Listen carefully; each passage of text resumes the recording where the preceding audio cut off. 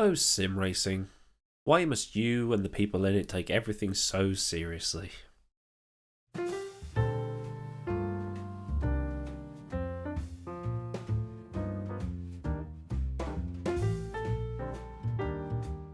Now, a long time ago, back when he was an unknown shared-dwelling boy, Jimmy Broadbent released a video basically saying why he does sim racing. And it's not the whole cars fake racing real line, but more the fact that sim racing allows you to not only race in a virtual environment against your heroes, but as them as well. In fact, in the last 12 months or so, some of us have been able to race against and hang out with said heroes in real life, some of whom have been casually name dropped in one of these corners for you. 2020 was good for something at least, although not my haircut, it's lockdown haircut. It didn't really go too well, did it? And with the growing popularity of online sim racing, or to use the divisive phrase, esports, in that same 12-month period, publishers like Studio 397, iRacing and Polyphony Digital, basically Gran Turismo, have used the virtual world to see what's possible.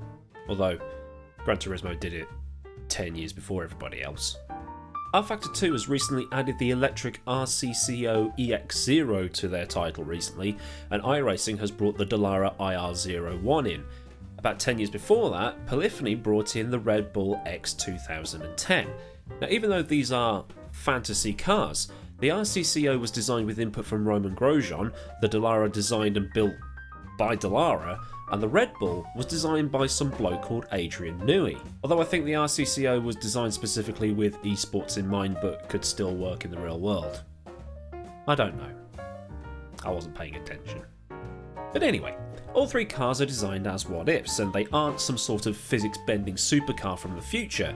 They're all designed in this universe, designed to follow the laws of physics in this universe, and in the case of the Red Bull, designed as if they were to enter into a series that had no rules whatsoever.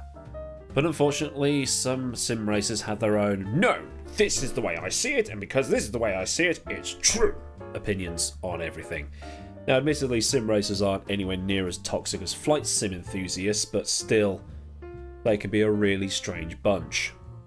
I took to the highly scientific and philosophical page that is Reddit to see more on what people think, and unfortunately, I was trying to get stuff to centre around all three cars, but I could only get stuff on the Dallara IR01, which has become quite divisive for the whole Morrealism crowd.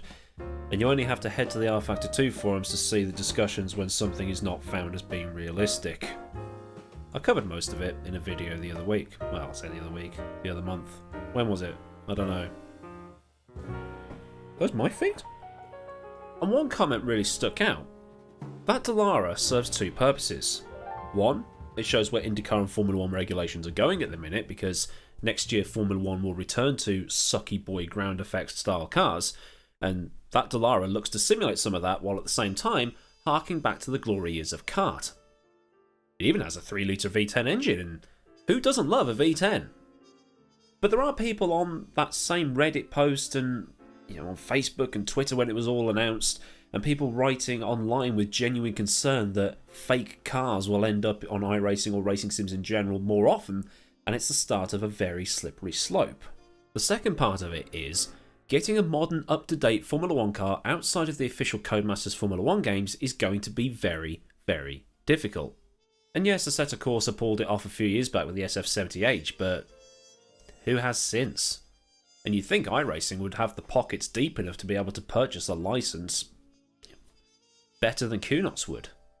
iRacing does currently have 4 Formula 1 cars in the sim. There's the Lotus 49, Lotus 79, the 2009 Williams FW31, and the McLaren MP430. The most recent Formula 1 car iRacing has is a 6-year-old obsolete McLaren that broke down as soon as Alonso or Button even thought about putting the accelerator down. Something about a GP2 engine. And how many people are racing that McLaren this season? My guess is not many. And how many are racing that new Dallara? Not many. Empty Box and others have basically put an F in chat for that series, and it's only been active a couple of months. So why is it dead? Well, there are a few reasons that might be contributing factors.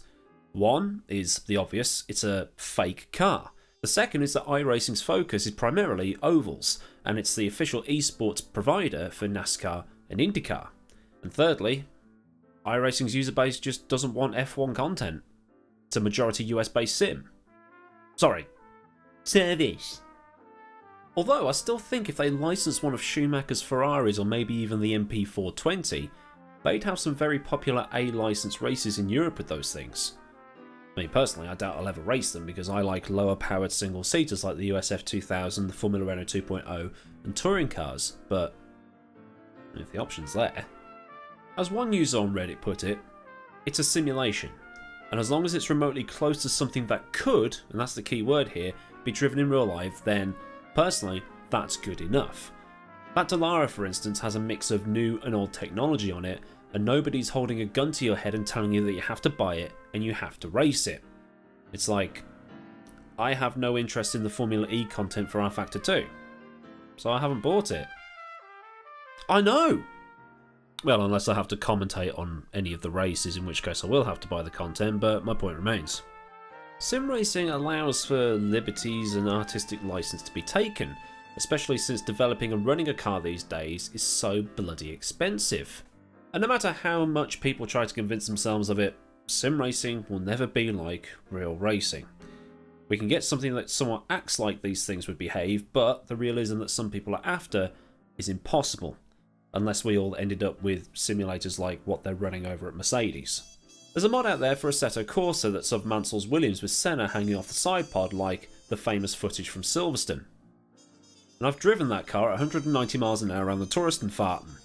And about a month ago, I was with my good friend Chaz Draycott commentating on some of the Zancho lads running 1400 horsepower removal vans at Silverstone. But then again, this week on iRacing, the V8 supercars are running at Long Beach. Long Beach, of course, famous for being in Australia and being a staple of the Australian touring car season.